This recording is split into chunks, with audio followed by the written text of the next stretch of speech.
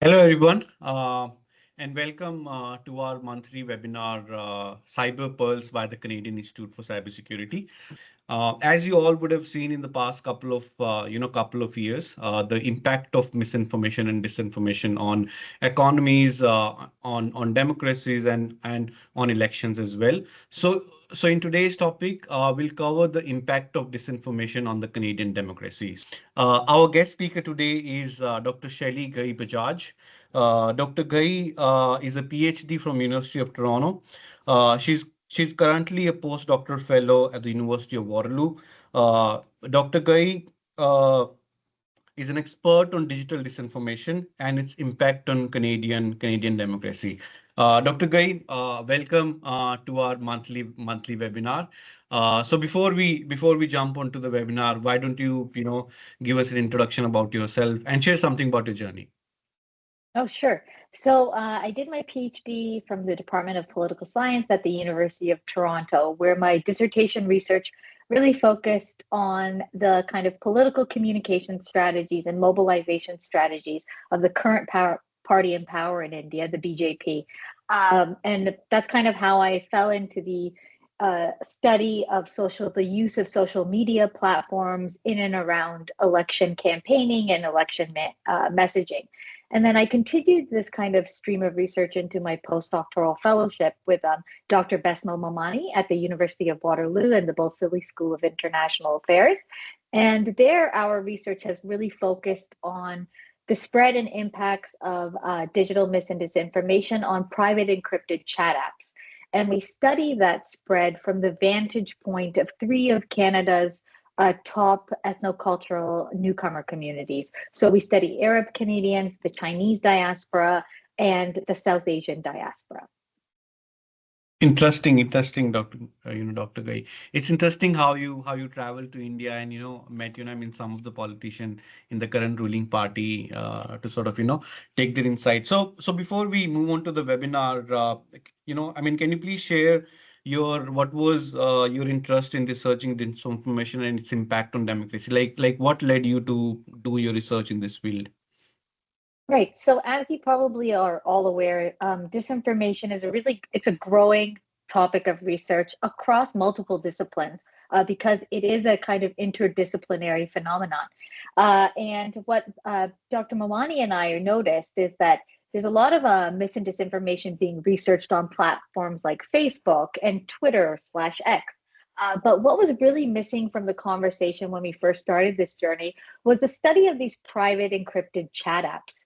And what we noticed from our own lived experiences as belonging to some of these ethnocultural communities is that there's actually a lot of information shared on these apps and information, and in those information flows, disinformation and misinformation often also get shared and spread and engaged with. So we really wanted to kind of open up that black box of chat apps and see how information flows in these spaces and how do individual users also assess the quality of information in these spaces.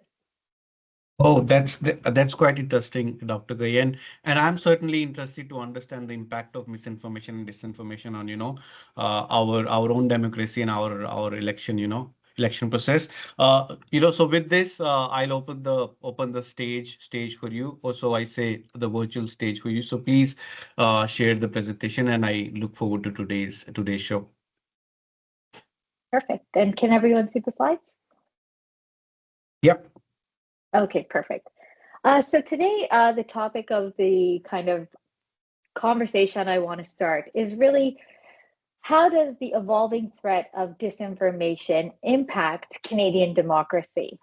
So as I mentioned in our earlier comments, I've been working with Dr. Besmo Momani, and we've collaborated on a wide range of projects relating to the spread and impacts of digital disinformation, particularly within ethnocultural diasporas in Canada. But we've also explored the transnational spread of disinformation and the kind of impacts this has on democratic society and democratic political institutions.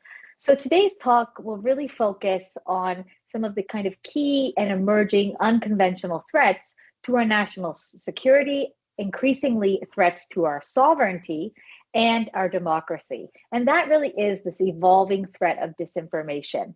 And as some of you may be aware, we recently concluded our public inquiry into foreign interference, which is often referred to as the Hogue Commission. I had the opportunity to also participate in that commission as kind of providing some subject matter expertise on the topic of disinformation in diaspora communities.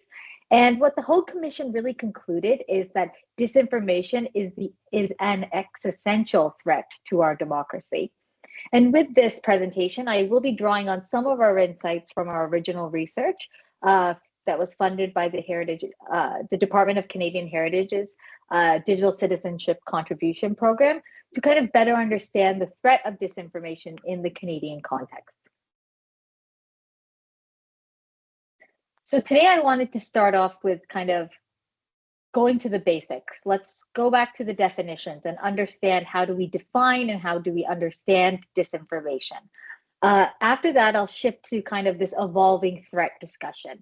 And here we like to think about the threat evolving on two kind of distinct dimensions, the geopolitical dimensions and the technological dimensions. And what these dimensions really do is they kind of set the backdrop for understanding how and why disinformation is a growing threat, how it is a growing problem and challenge for liberal democracies. I'll then move into some of the transnational pathways of disinformation spread. And this is kind of a more conceptual and theoretical exercise of understanding how does disinformation kind of flow and move into our information landscape within Canada.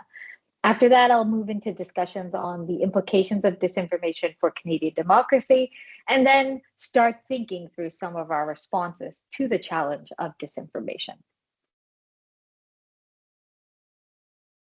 So to begin, let's start with the basics, right? There's a lot of different terms that are often thrown around when we talk about disinformation. And the three kind of categories of what we call problematic or disordered information really tend to fall into mis, dis, and malinformation. And there are kind of definitional distinctions between the three. Misinformation, it tends to be unintentional. It's sharing things like inaccurate details, captions, dates, statistics, mistranslations, or when satire is taken seriously. But the kind of distinguishing feature of misinformation is it's done by mistake, right? It's not done with the intent to mislead or the intent to harm. Disinformation, by contrast, is false, misleading, and inaccurate content, but it's intentionally false.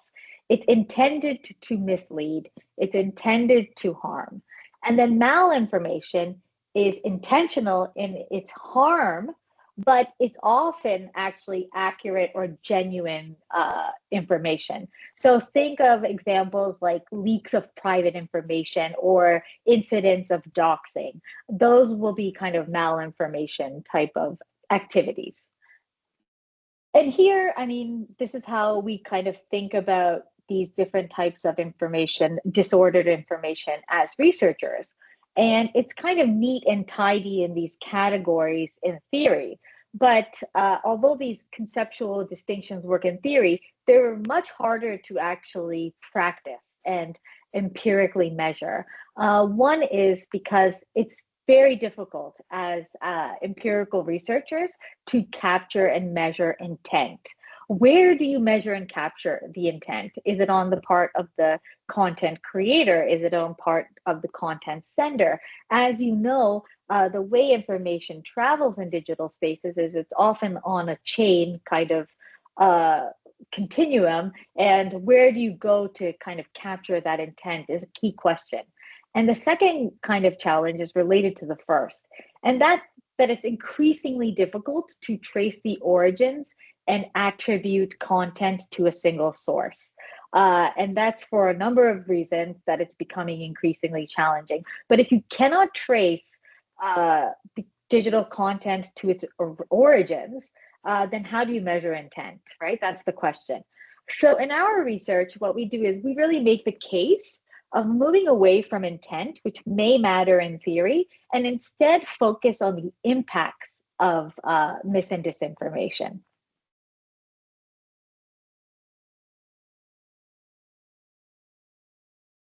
And what we find with disinformation is that it really comes in a variety of formats.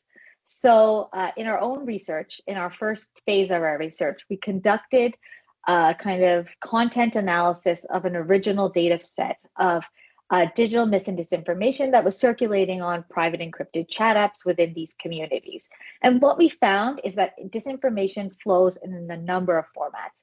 There's text-based formats, there's audio files, video files, pictures and images, memes, links to articles from sources that aren't real, opinion pieces framed as hard news, generative AI sources, voice memos, and so forth.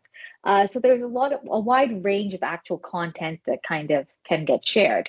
And there's typically 7 categories when we talk about mis and disinformation. And these are really from First Draft News, a researcher, Claire Wardell. They've been adopted by the EU in terms of their framework for understanding mis and disinformation. And these are kind of the widely accepted different categories. And there's things like fabricated content, manipulated content, imposter content, false context content, misleading content, false context of connection, and then satire and parody.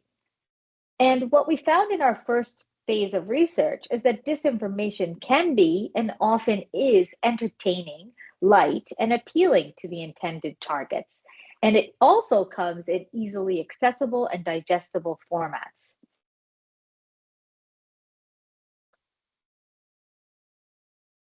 So now moving on to the kind of the evolving threat of disinformation.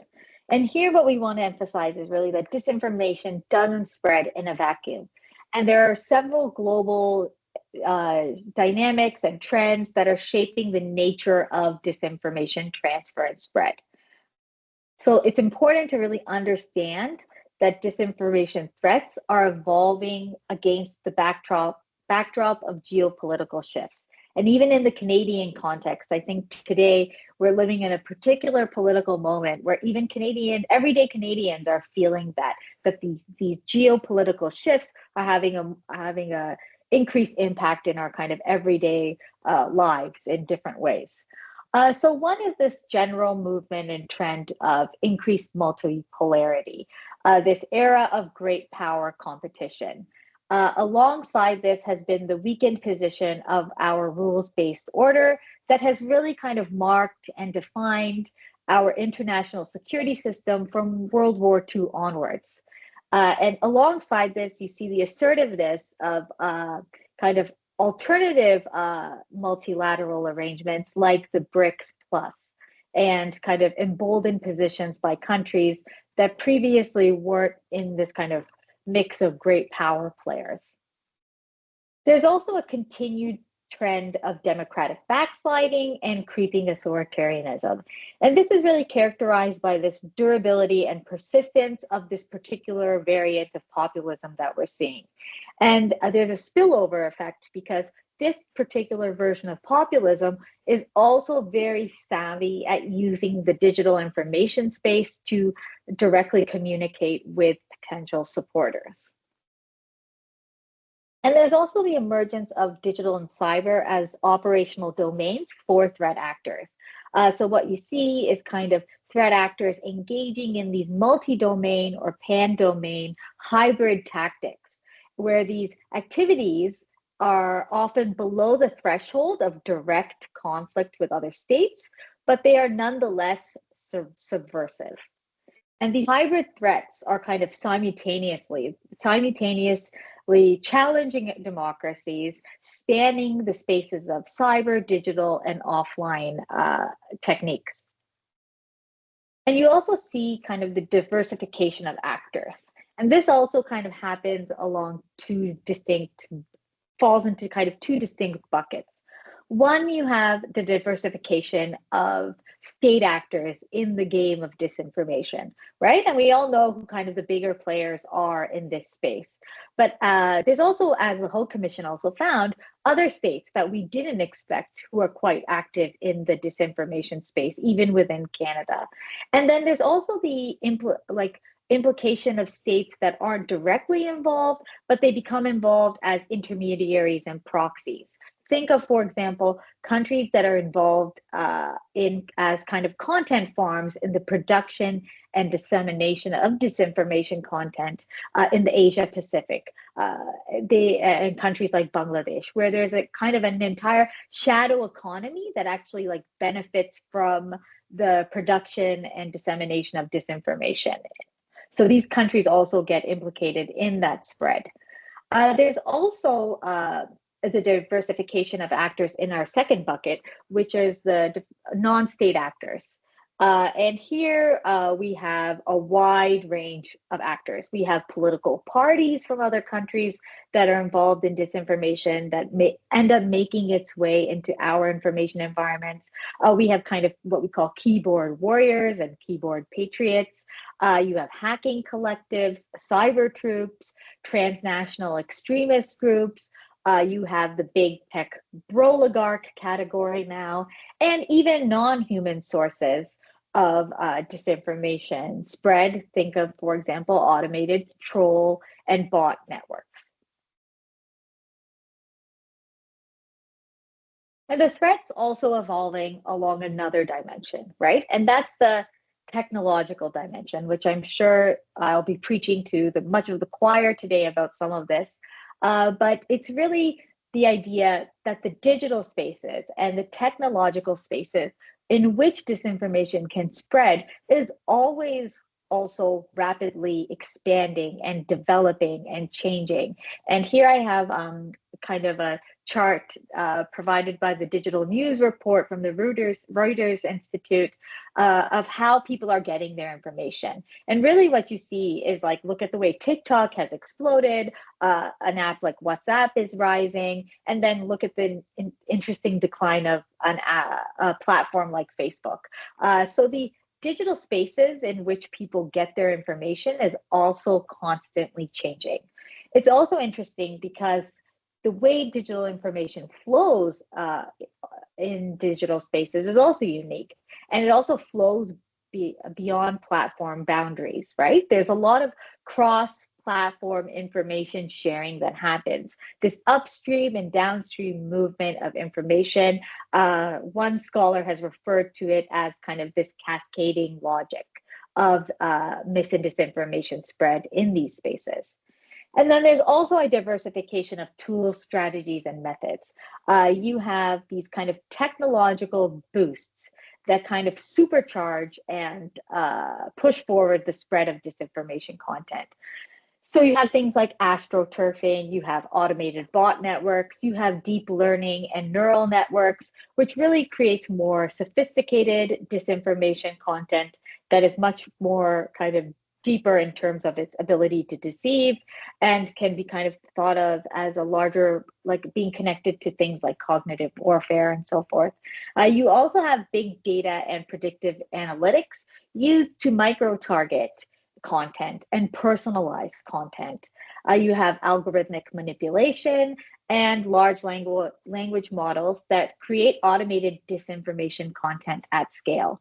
And of course, there is always this like looming threat, which we've been hearing about for several years, the threat of generative AI. And how is this really going to manifest in the context of the spread of disinformation? You have things like deep fakes, text to image, and significant leaps in terms of the advances in voice cloning. And then there's also the need to talk about the transnational spread of disinformation. And here what we've done is kind of conceptually parsed it into two distinct streams. And we refer to kind of one stream of disinformation as the direct pathway of disinformation. And here you have things like information operations, information warfare.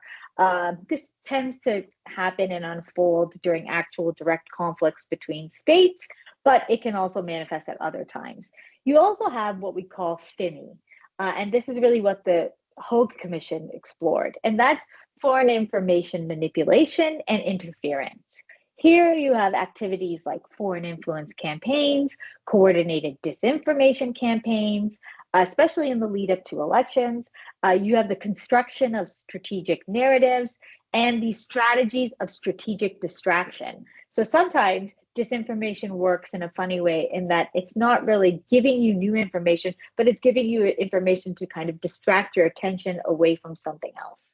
You also have this idea of computational propaganda. So this digital boosting and supercharging of disinformation content. And this allows disinformation content to spread much quicker and reach, have a much wider reach, across borders, across state boundaries. So that's how that kind of transnational element comes into play. There's also the indirect pathways. And this is really where the bulk of our research has really kind of been, would be located. And these are really looking at these overlooked, under theorized, and much more challenging forms of disinformation spread. They're much more challenging to capture and measure. And that's kind of these everyday forms of disinformation. What we've kind of referred to in one of our pieces as a slow drip percolation of problematic and disordered information between and beyond election cycles. So it's that kind of constant trickling in of disinformation in our everyday information environments. And this indirect spread is really due to kind of the global nature of these digital spaces. So again, these digital spaces really lack hard borders. Think, for example, of Facebook groups, of chat groups on WhatsApp, WeChat, Telegram, Signal, that really connects communities across borders. And this is some of the data from our original survey, where we surveyed 3 of the ethnocultural communities that we studied, the Arab Canadians, South Asian Canadians, and Chinese Canadians.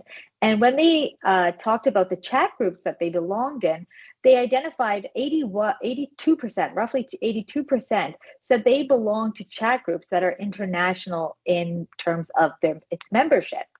Interestingly, it's also often the fact that these members belong to chat groups where they don't actually know everyone in the group. And 79% indicated that they belong to groups where they don't know all of the members. So just think about that vulnerability that creates and the potential that creates for the spread of mis and disinformation.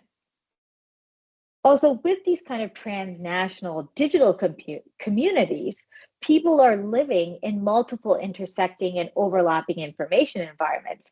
Think, for example, again, as in terms of the Canadian diaspora communities, there as well as transnational ideological movements like the alt-right, where they're getting access to information from other information environments. So for example, with the diaspora communities, what we often found is a lot of the mis and disinformation that circulates on chat apps within these communities actually has to do with home country politics.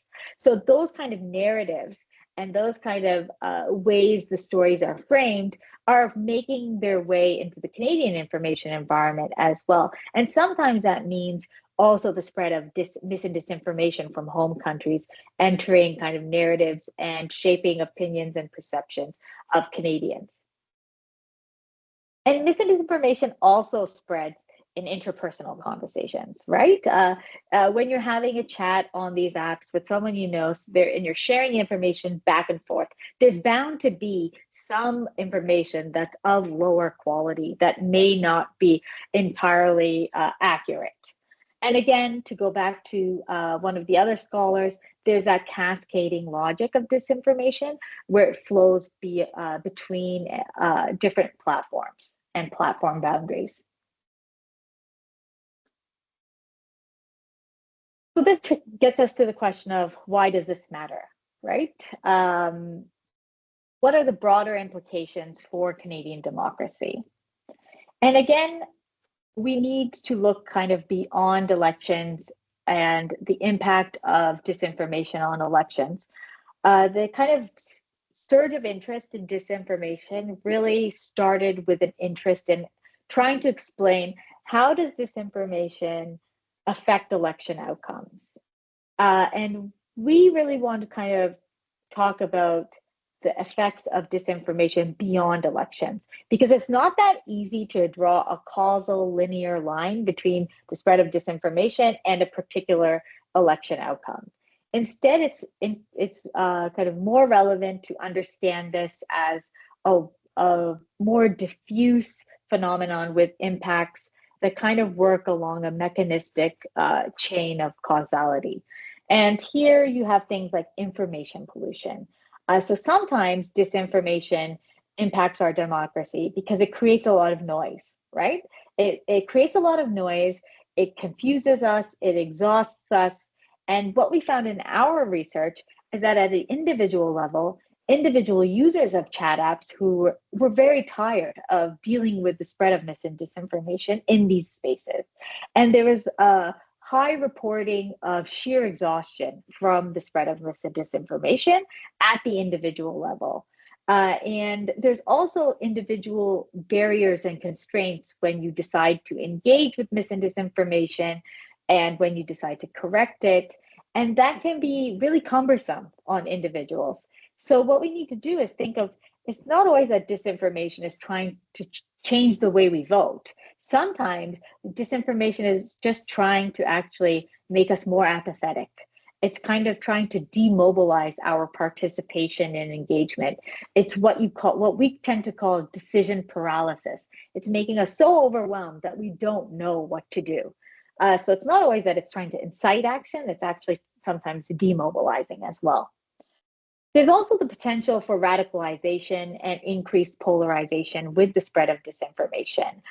So you see kind of polarization occurring along ideological, identity, and partisan affiliations. And there's also the potential for disinformation to undermine social cohesion and foster intergroup conflict. This can impact civic engagement and civic participation as well. And one prominent example that comes to mind is the kind of UK riots over this past summer that were really fueled by the spread of online disinformation. And there's also the impact on public opinions and narratives. Disinformation can shape the stories we tell, and it can also shape the way we see ourselves. And we know this from political communications literature that there's ways that disinformation can do this. It can occur through the mechanisms of priming and framing, and it's cumulative. It's over time that it can shape our public opinions. It's not always that it's a single piece of disinformation that's shaping our opinion about a single issue. It's kind of part of this larger, more holistic and comprehensive understanding of our information environments, or what some people call our information ecosystems.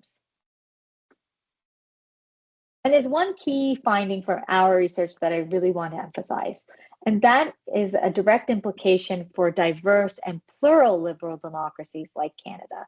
And that's that there is differential impacts of disinformation for certain communities, especially communities that are more vulnerable. So disinformation effects are not universal. It tends to hit some subpopulations a lot harder than others.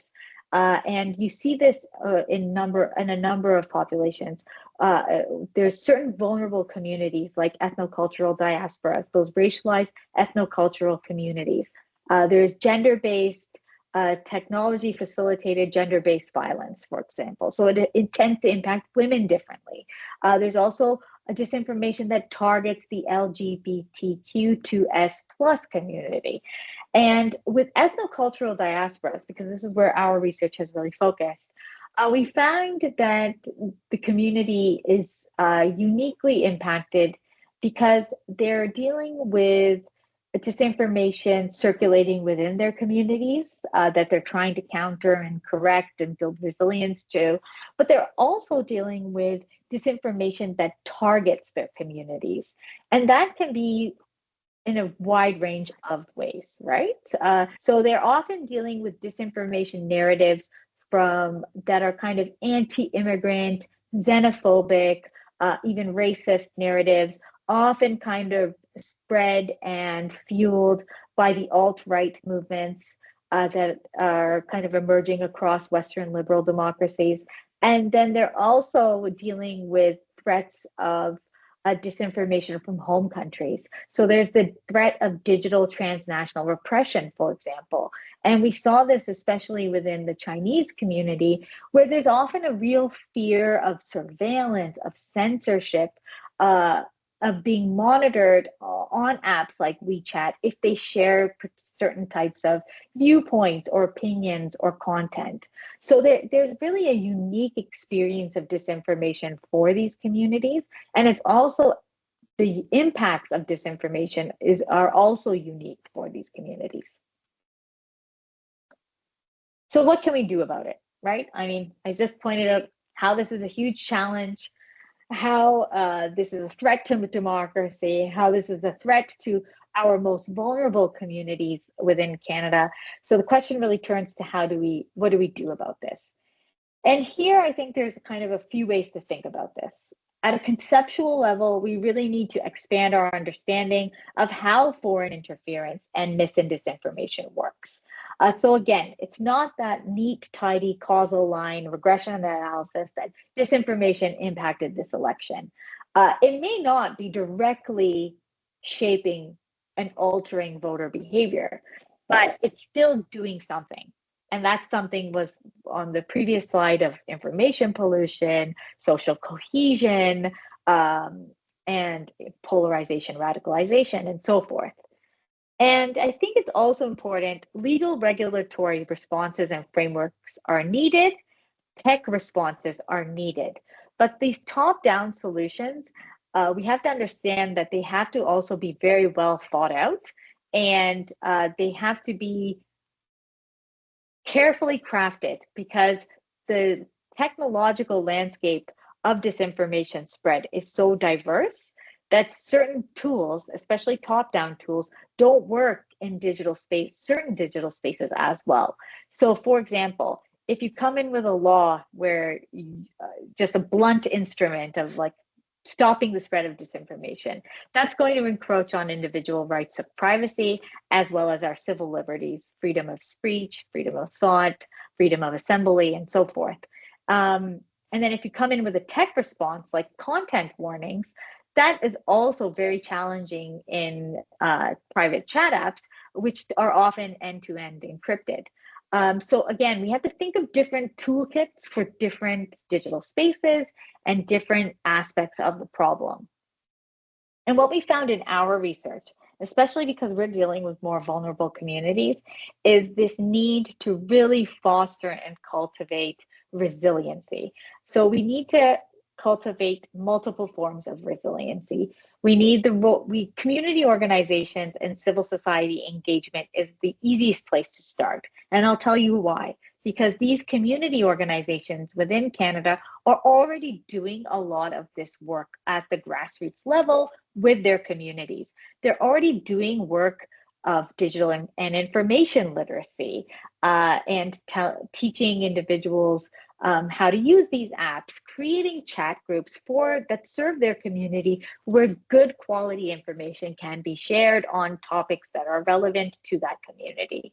And we also need our community organizations and civil society engagement, civil society partners, to really promote digital agency as well at the individual level. In our research, the one optimistic strand alongside civil society was that individual users are very savvy. We don't often give them enough credit as researchers. These individuals in our focus group discussions indicated that they had a wide range of strategies to deal with disinformation and the threat of digital surveillance or censorship, or being deplatformed, and those kind of threats from home countries.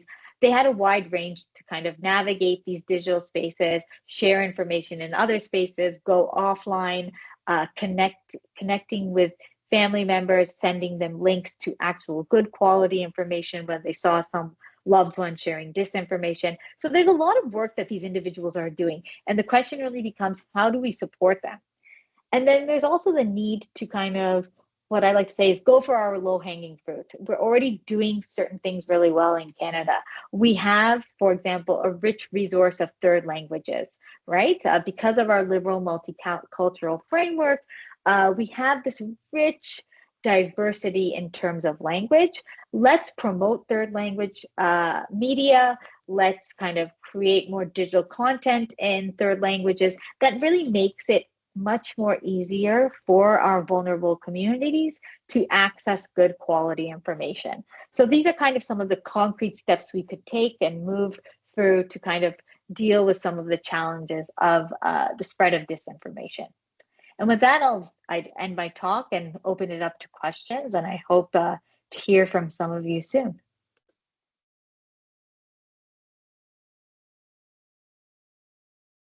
Thank you, Dr. Ghai. That was really an insightful presentation. It was so good to see that, how not actually good to see, but alarming to see that how misinformation and disinformation has been affecting, elections, and we have seen that across so many Western democracies that how misinformation and disinformation is, changing the public discourse and even changing in some cases. The election results to a certain extent. So with this, we'll move to our Q&A section, and let's see if we actually have quite a handful of questions for this session. So I'll start off by reading the first question. What role do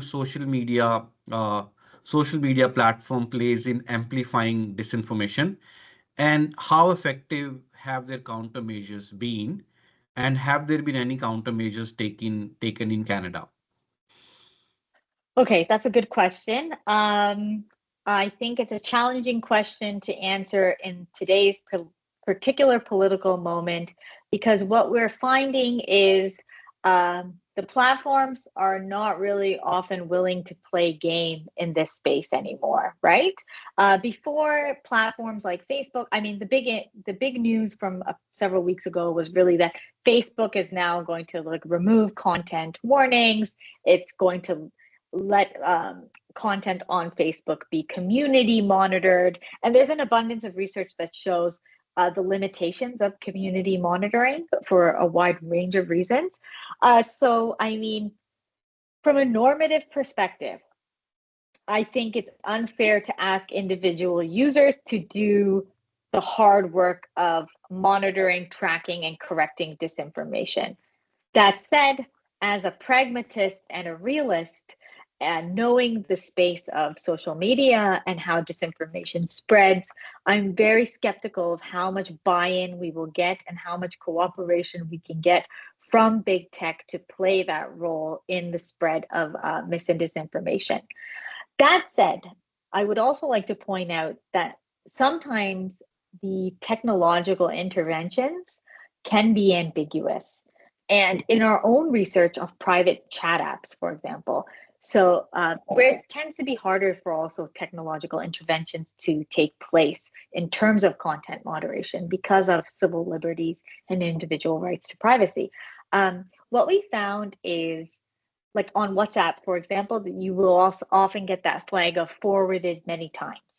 In our research, what we found in focus group discussions is that younger demographics belonging to these ethnocultural diasporas often saw the forwarded many times and used that as kind of a heuristic or a shortcut to say that information is not that great quality, I'm going to ignore it.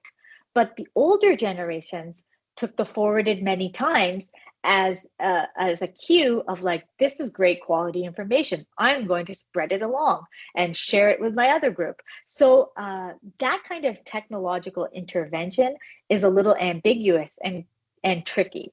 That said, there are simple interventions that can happen in chat apps, like the limitation on how many people you can forward content to at once. What that does is it just slows things down a little, right? It creates a few breaks along the way to slow down that proliferation and spread of disinformation, which I think is very important, especially as we get into an era of disinformation creation, which is going to be supercharged by AI and these automated bot networks.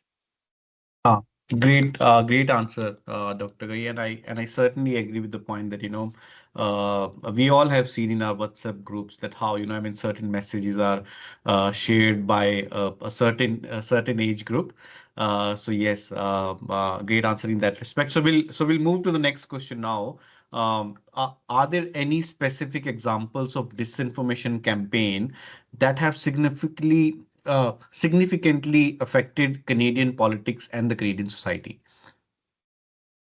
Yes, so I think, this is in the public inquiries report. There have been kind of foreign interference kind of activities by state actors to kind of shape kind of perceptions. Uh, Ultimately, the commission concluded that it wasn't enough to actually alter our general election outcomes. But what the commission reported on was kind of highlighting where we are more vulnerable and where we are more susceptible. And one of the points that was highlighted in the report, the final report, is that we have to look at leadership races as well, right? And the leadership races at the constituency level as kind of potential sources of vulnerability.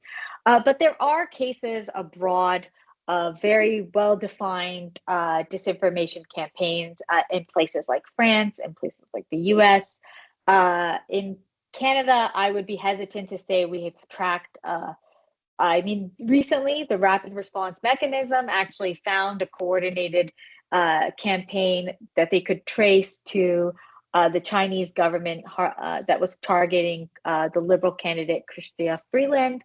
But in terms of general elections, Canada has kind of been in a position where we have not been a primary target for disinformation campaigns. But that said, in the current climate, we are very much a growing target for disinformation campaigns. So I think what we will see is a continued elevated risk of disinformation within the Canadian context. That said, I would say it's wise for Canada to learn from other liberal democracies and see what happened there. So we can see places like Germany, we can look at countries like France and see how that kind of manifested there, what we can learn from them, and what we can implement here in Canada. Thank you, Dr. Gai. This explains a lot. Especially some of the authoritarian regimes around the Western world and how the dynamics of the politics is also, and it's going from extreme liberal towards the right wing. So with this, we'll move to the next question. And this is something that everybody, I think, would be very interested to know. Like, how can everyday citizen can better identify and combat disinformation in their daily news consumptions? Right. So that's a great question. One is there's a few things we know from research that you can do, right? You can read a wide range of sources. And essentially, what you're doing is you're exposing yourself to different viewpoints, different framing, and the way kind of the information is packaged and communicated differently. So look for those authoritative, credible sources of information. Credible news outlets, academic research. Webinars like this are tremendously impactful in raising public awareness on the issue. Not to promote our own work and our own kind of toot our own horns, but this third phase of our research is actually really focused on knowledge translation and mobilization for a general audience. And what we've done with the support of Heritage Canada is we're actually creating digital ads and a digital toolkit that consists of digital videos, ads, infographics, an education module that will be kind of publicly available through civil society organizations, through our social media pages, for public consumption. And I think so we all have a role to play as everyday consumers of information. I would say expose yourself to a wide range of resources. And one of the kind of most effective ways to inoculate yourself from mis and disinformation, it's not digital literacy. It's actually what we call information literacy. So, in general, the countries that are more resilient to the spread of mis and disinformation, think of, for example, the Scandinavian countries, uh, they have higher rates of information literacy. What does that mean? They're reading. They're reading newspapers, they're reading books, and they're expanding their information literacy over time, which is really like the most robust form to counter disinformation at the individual level. That's interesting.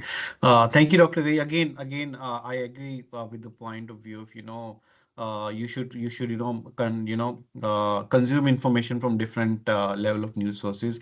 I can say that especially about India, uh, sometime when you listen to certain political views, basis the political views, you can say that okay, he might be following XYZ media corporation. So it becomes really clear that sometimes that people just start consuming one sort of information, one sort of media channel, and there is no sort of variety of information that they're getting on this subject. So make sure that you consume news information from different news channels.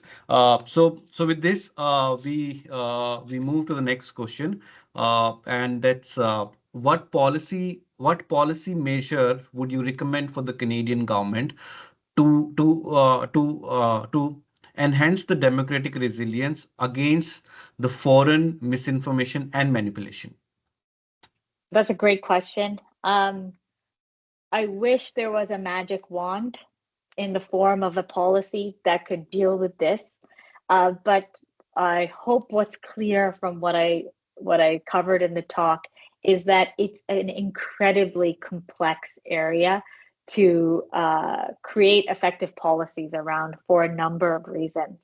Um, Liberal democracies, again, we are committed to the norms of and values of individual rights and civil liberties, right? So we have to make sure, as much as we don't like disinformation, people have the right to be disinformed in liberal democracies. And that actually, separates liberal democracies from other types of regimes. So we don't really want to do this blunt force of like cracking down on disinformation. Also, there's unintended consequences of that. Like look at what happened in the U.S. when Biden created what he called the Disinformation Governance Board. It was widely criticized as a major infringement on free speech and expression.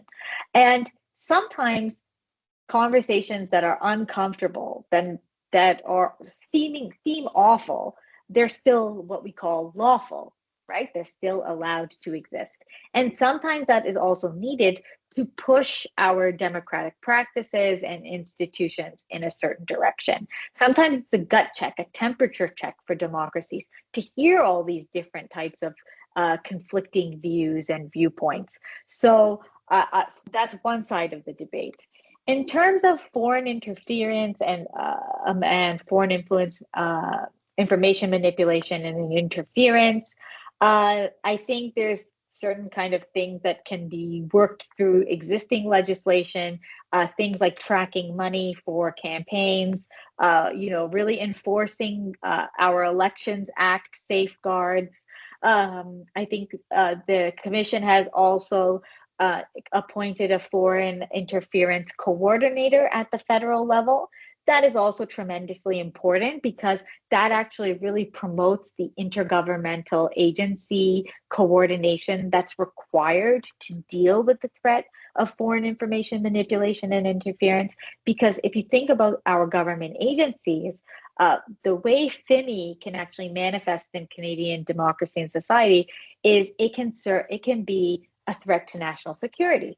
It could be a threat to public safety. It could be a threat to Canadians abroad. So that involves Global Affairs Canada. So you have all these agencies that actually are working separately, kind of on the same thing. And now you have a person and a team who's actually coordinating action across agencies. And I think that's a very, very important. Hmm.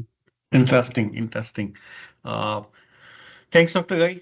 And with this, we move to the last question of our episode today, and this is with respect to the AI generated content. So, as an AI generated content becomes more advanced, how do you see the challenge of disinformation evolving in the next 5 to 10 years? Yeah, I think there's two ways it's going to really shape how disinformation kind of manifests in democracies, and that's it's going to have a huge impact on the sheer volume of content because, as we know, AI is going to allow us to generate disinformation. It's going to allow disinformation creators to kind of create content at scale, right? And then it's also going to affect the spread of disinformation on the dissemination side because it's also going to allow disinformation to spread through automation at a speed that we've never seen before. So I would clump the threat into those two categories, the content side and the spread side. And that's where we're really going to see AI take off. As I mentioned in the presentation, it's also going to become increasingly sophisticated in terms of our ability to decipher fact from fiction, right? Right now, there's some things that you can tell are AI generated. It's very obvious. The big story is the Pope and the puffer, the puffer jacket. That's the famous kind of example shared. But also, people always say, look at the hands. AI still has a problem with dealing with hands. AI still has a problem with certain languages. AI still has kind of a problem with racialized communities and making features look authentic and realistic. So there's AI. What we're seeing with AI right now is still in its early phases, but it's only going to become increasingly sophisticated as it makes its way through kind of multiple iterations. Interesting, Dr. Gai. And once again, thank you for being the guest at today's webinar. It was certainly very insightful and very informative, especially in the current changing dynamics around how democracies are changing and how election results are being changed. So it was really insightful, and we thank you once again for sharing your research and insight with us. Thank you. No, thank you for having me and for giving me the opportunity to share.